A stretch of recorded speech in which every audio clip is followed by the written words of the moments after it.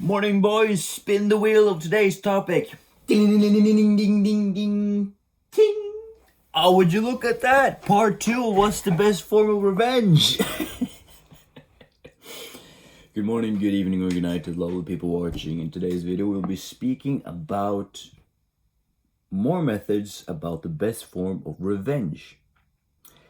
In Red Dead Redemption 2, Arthur Morgan has said from the near beginning, revenge is a fool's game.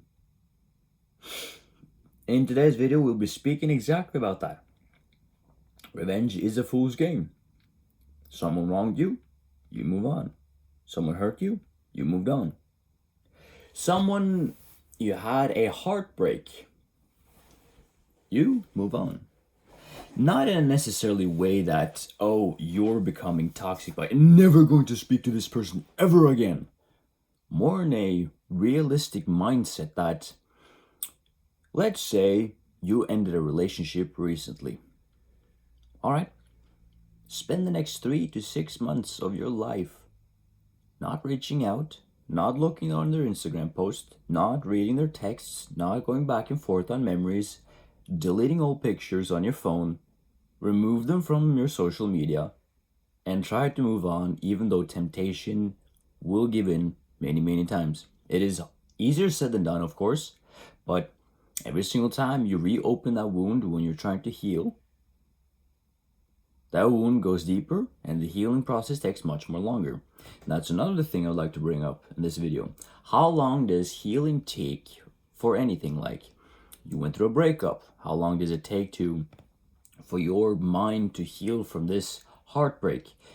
Goes for any addiction. You just try to finish, or you're trying to quit a certain addiction. How long does it take your brain to heal and get over this temptation?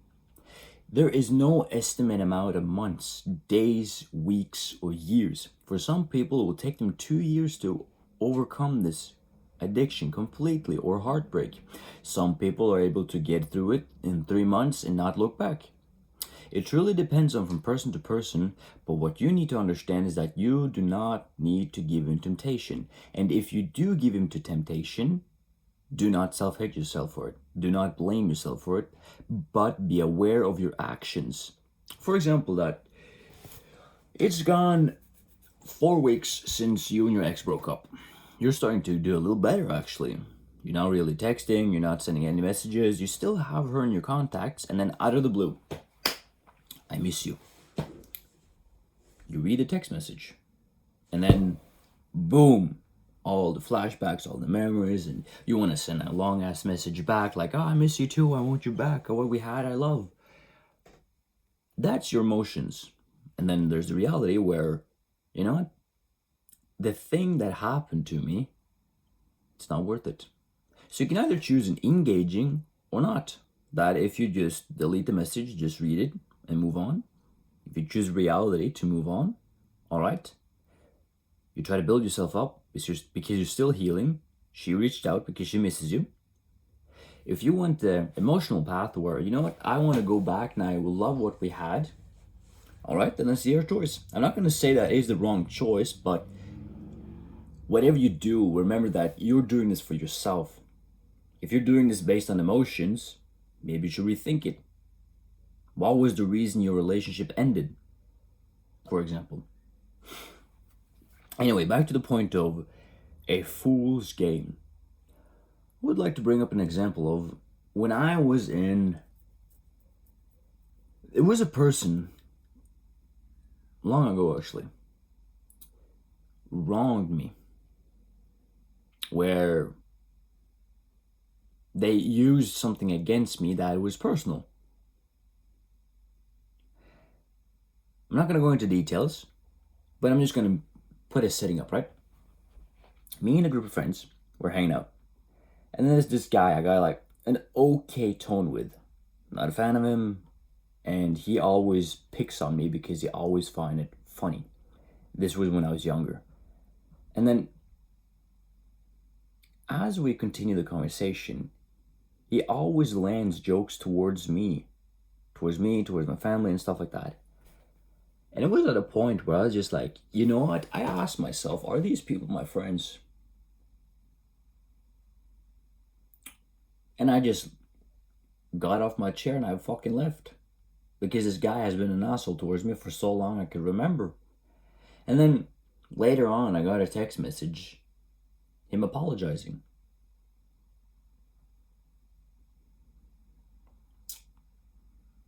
He wronged me in such a way that if it was something small, I would have said, okay, that's fine, we can move on. But it was at such a level that, and in such a long time period, I said no. Leave me alone. Never reach out again. And from that point forward, every single time we saw each other was just pure silence. And at the time, I was really glad that I actually did, because I was maybe shielding myself from further damage, or in general that it was a self-defense mechanism, whatever you call it. But it was a form of revenge for myself, just pure silence, because I had to up here with this bullshit. And it just fucked with me.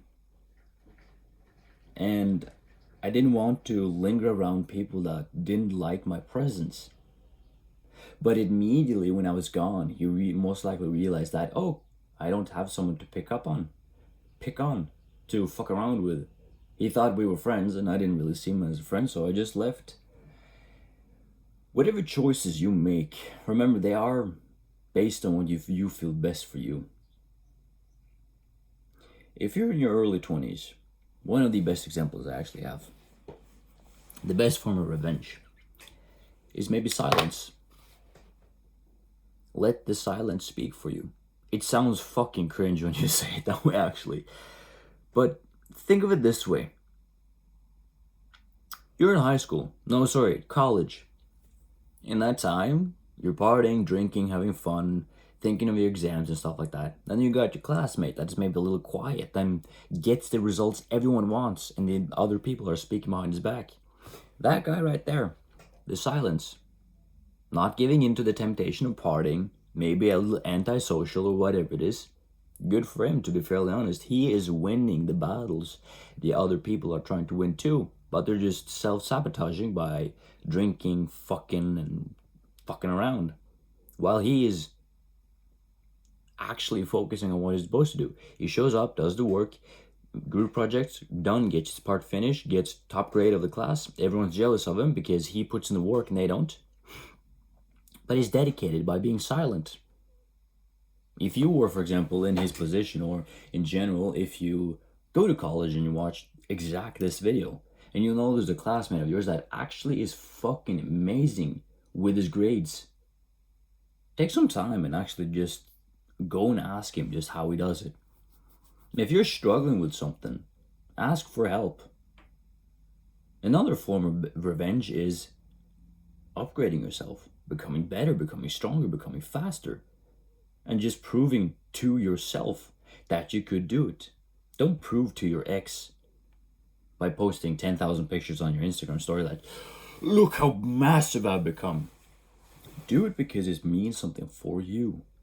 The best form of revenge is to move on, forget about them, and if they ever reach out again, it's up to you if you wish to reignite the flame of friendship. But then you are now standing in a different standpoint with boundaries, the capability of saying no, and at the same time, you're not the same person. I hope this video helped you. It is you versus you. Fuck everyone else, but seek guidance when you need it. Take care.